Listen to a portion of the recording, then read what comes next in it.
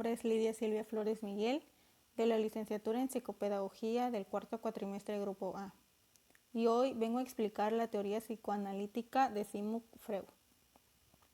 Sigmund Freud es conocido como el padre del psicoanálisis, llegando a influir en la teoría de la personalidad más que ningún otro autor. Su primera teoría formal de la personalidad se le conoce como el psicoanálisis. Muchas de las teorías propuestas después de Freud se derivan de su obra básica o son una versión más elaborada de ella. En su teoría encontramos los instintos, el cual nos da a entender que los instintos son fuerzas motivadoras que impulsan y dirigen la conducta. Más que nada son aquellos instintos internos, es decir, cuando una necesidad se despierta en el cuerpo, genera un estado de excitación o una energía fisiológica. Lo que hace es que la mente lo transforme en un deseo. Por ejemplo, si estamos haciendo tarea y nos dan ganas de comer, entonces lo que hacemos es ir a buscar comida para cumplir una necesidad del cuerpo. De la misma manera, cuando tenemos mucha sed, tenemos que ir a buscar algo de beber. Entonces bien, el propósito del instinto es satisfacer las necesidades para disminuir la tensión. Por otro lado, Sigmund Freud agrupó los instintos en dos categorías, los instintos de la vida y los instintos de la muerte. Los instintos de la vida tienen por objeto la supervivencia del individuo, es decir, trata de cubrir las necesidades de alimento, agua, aire y sexo. Es la energía psíquica que se manifiesta, es líbido. Además, Freud considera más importante para la personalidad es el sexo, no solo porque se refiere a lo erótico, sino que incluye todas las conductas y pensamientos placenteros. En bien, los instintos de la muerte, o también conocidos destructivos, se propone que la persona tiene el deseo inconsciente de morir. Un ejemplo de estos instintos es el impulso agresivo. Freud desarrolló el concepto de los instintos de muerte al final de su vida, como reflejo de su experiencia personal. Es decir, como algún dolor, un sufrimiento que no podemos con ello. Freud dividió la personalidad en tres niveles: el consciente, el preconsciente y el inconsciente. El nivel consciente trata de aquellas sensaciones y experiencias en las cuales tenemos conciencia en un momento dado. Por ejemplo, estamos conscientes en lo que escribimos, en lo que comemos, todo aquello que pasa en nuestro alrededor. El inconsciente. El inconsciente contiene la principal fuerza motora de todas las conductas y es el depósito de las fuerzas que no podemos ni ver ni controlar. Por ejemplo, cuando estamos muy enojados, tenemos esas ganas de golpear a alguien, pero obviamente pues no lo vamos a hacer. El preconsciente. El preconsciente es el almacén de los recuerdos, las percepciones y los pensamientos en los cuales no estamos conscientes en el instante, pero podemos traerlo fácilmente a la conciencia.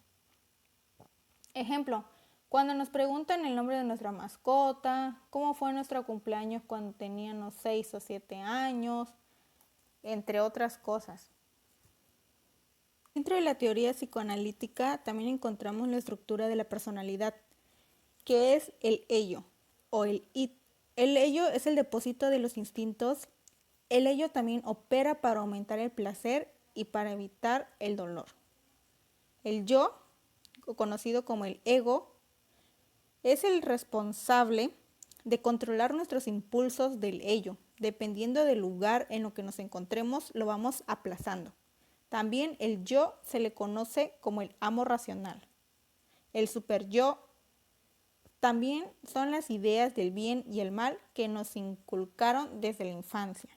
Freud describió la ansiedad como un miedo sin objeto y mencionó tres. La ansiedad ante la realidad, que es la que consiste en el miedo a objeto tangible del mundo real, el cual tenemos miedo a los incendios, a los sismos, a los desastres naturales que pasan día a día.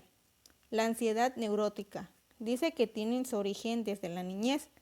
Es el que se encuentra en un miedo inconsciente al ser castigados por manifestar impulsivamente una conducta denominada por el ello.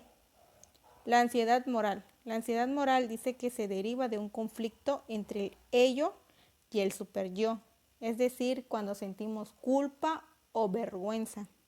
Defensas contra la ansiedad. Encontramos lo que es la represión, que es la que implica la negación inconsciente de que existe algo que produce una ansiedad. Por ejemplo, cuando una persona sufre un accidente traumático en la carretera y trata de olvidarlo con el paso del tiempo. La negación. La negación conlleva a que existe una amenaza externa o una experiencia traumática. Por ejemplo, cuando se muere nuestra mascota y nos negamos a aceptar que ya no existe. La proyección es la que conlleva atribuir un impulso perturbador a otra persona.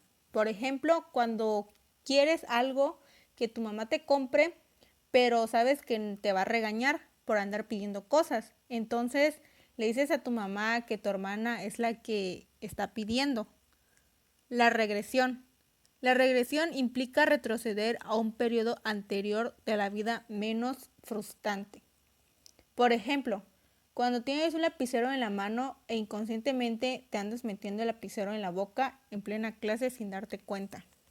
La racionalización consiste en reinterpretar la conducta para que resulte más aceptable y menos amenazadora.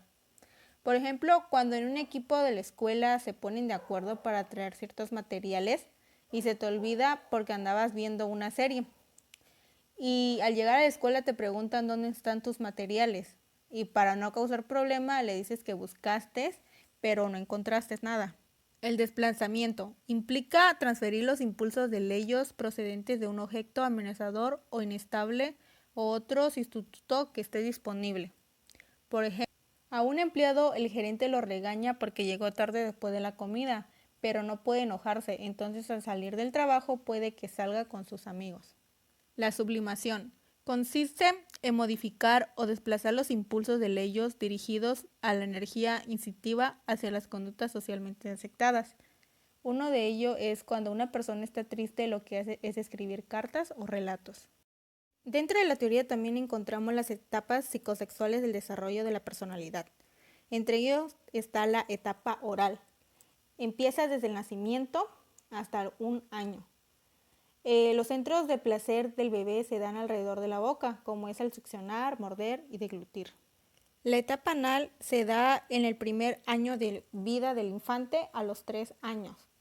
Freud creía que esta experiencia durante la etapa anal tenía un efecto profundo en el desarrollo de la personalidad. La etapa fálica. La etapa fálica es donde los niños exhiben grandes intereses por explorar y manipular sus genitales, ya que sienten el interés de saber cómo nacieron y explican por qué los niños tienen pene y las niñas no. En la etapa de latencia encontramos que el niño reprime la sexualidad y busca nuevas amistades. Aparece el ello, el yo y el superyo y se sublima a las actividades escolares como son los deportes y formar amistades. Por último se encuentra la etapa genital, que va desde los 12 años en adelante, que es la maduración sexual y la atracción al sexo opuesto. El adolescente se ajusta a las sanciones de la sociedad ante la expresión sexual. Aquí las personas encuentran la satisfacción en el amor y el trabajo, siendo una salida aceptable para la sublimación de los impulsos del ello.